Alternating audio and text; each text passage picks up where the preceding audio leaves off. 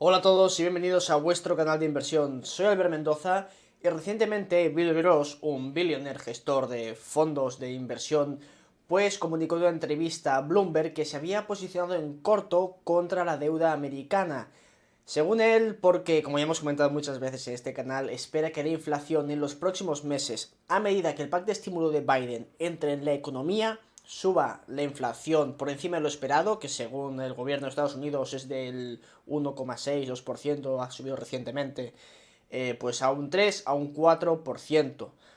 Como digo, esto hemos hablado bastante en este canal y ya sabéis más o menos por qué va a ocurrir esta subida de la inflación ya bastante esperada. Pero bueno, a pesar de que el gobierno de Estados Unidos niega esta subida, tenemos cosas básicas como es la soja, el maíz, el hierro, el cobre, pues a máximos no históricos, pero a máximos casi de hace 10 años.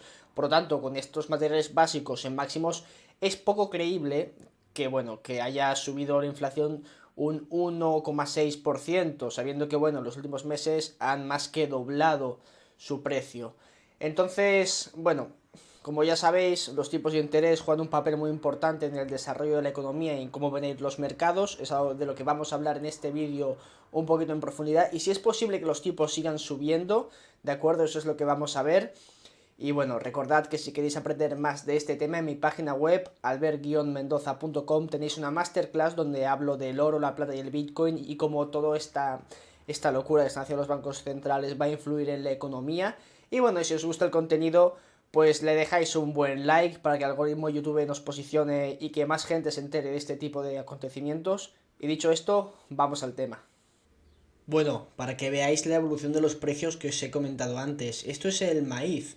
Como podéis ver, este año, a partir de verano, la subida ha sido brutal. Hemos pasado de los $3 a casi doblarse. Y si nos vamos ya a un horizonte más amplio, pues como podemos ver, no llega a los niveles del superciclo de las commodities de 2010-2012, que se disparó todo, pero sí que estamos a niveles que no veíamos desde esta época. Así que como podemos ver, ha subido, pero muchísimo. Después, si nos vamos a la soja, podemos ver que este año también ha sido brutal. Desde mayo, pues bueno, vemos que se ha multiplicado también casi por 2 el precio de la soja. Y si nos vamos a un horizonte temporal más amplio, pues vemos lo mismo, que no veíamos esta subida desde hace muchos años, desde 2014, el último superciclo de las commodities.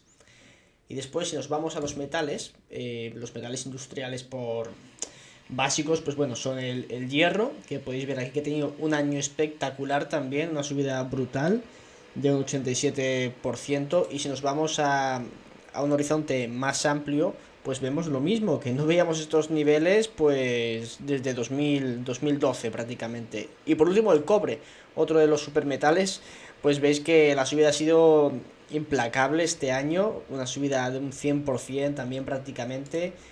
Y bueno, a nivel de máximos históricos, aquí sí que se acerca muchísimo a sus máximos históricos 2011-2012, para que luego nos cuenten que no hay inflación. Y bueno, ahora sí que sí, vamos a pasar a hablar de la deuda. Aquí esta imagen yo os la he puesto alguna vez y es la evolución total de la deuda de Estados Unidos. Como podéis ver, pues bueno, la subida está totalmente clara.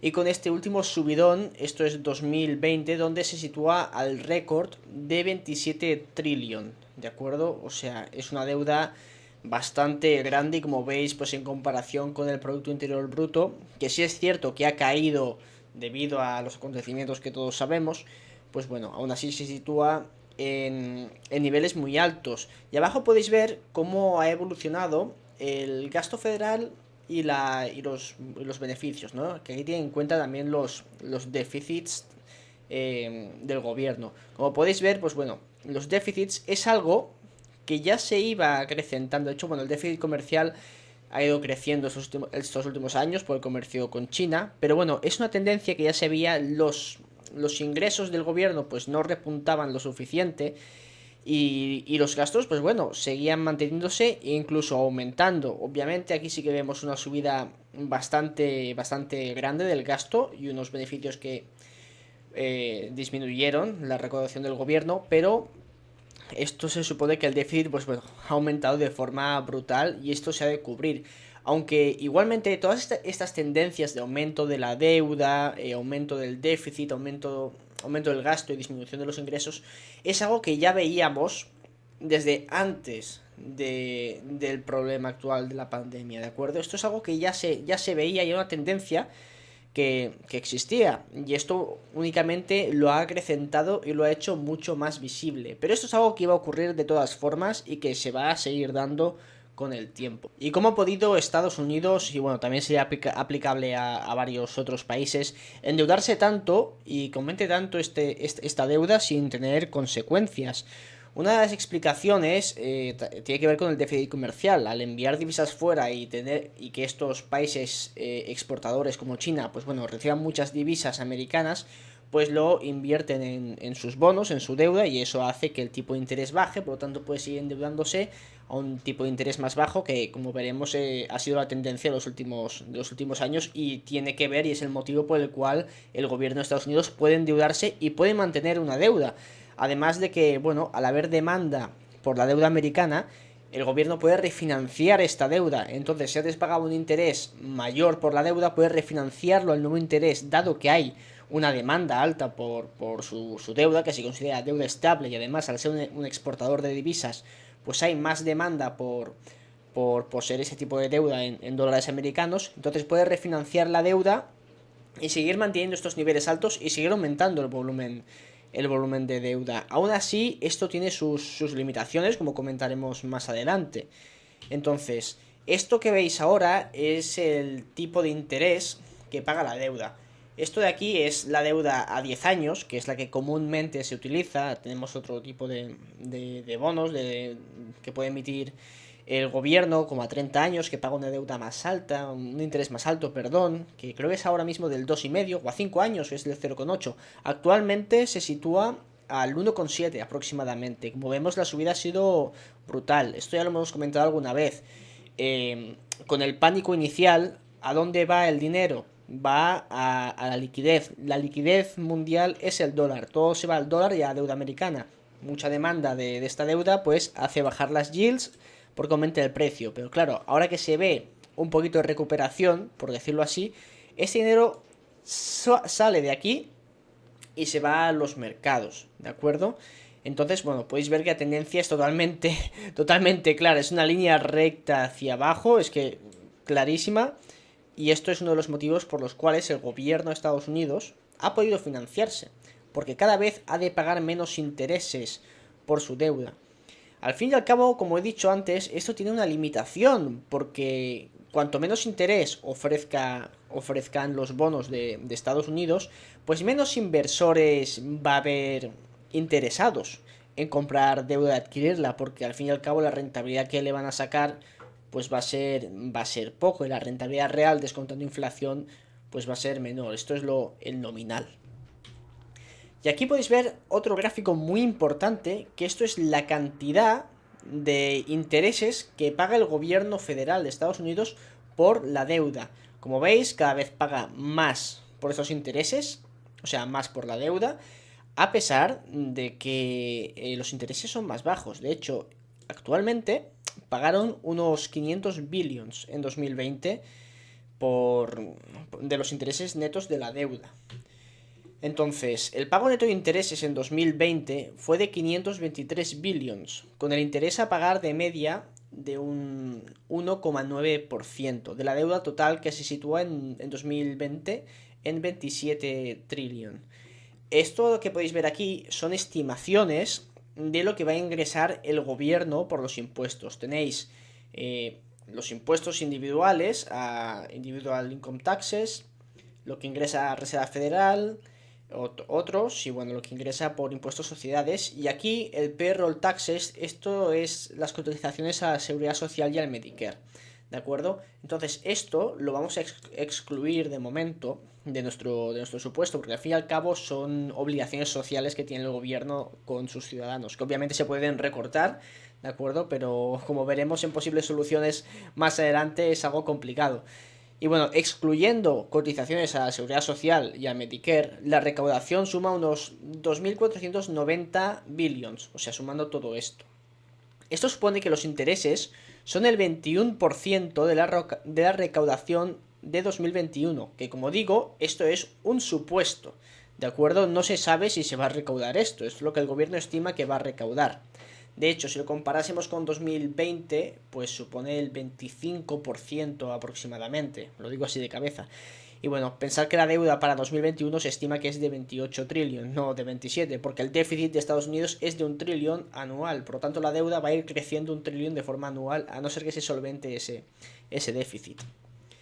Si el tipo de interés medio subiese a niveles de hace 20 años, pongamos un 4%, que no es disparatado y de hecho se espera que la inflación, como he comentado, ya lo han comentado mucha gente, se espera que llegue al 3-4%. De no ser que los tipos subiesen a estos niveles, a un 3-4% de yield, veríamos tipos de interés reales negativos y esto sería súper bueno para los metales preciosos y el oro, que como ya sabéis hemos hablado muchísimo largo y tendido de la correlación negativa que tiene el precio del oro con los tipos de interés reales. Y bueno, si queréis aprender más, pues ya sabéis que en mi página web, albert-mendoza.com, tenéis la masterclass de oro, plata y bitcoin para que os pongáis las botas con esta información.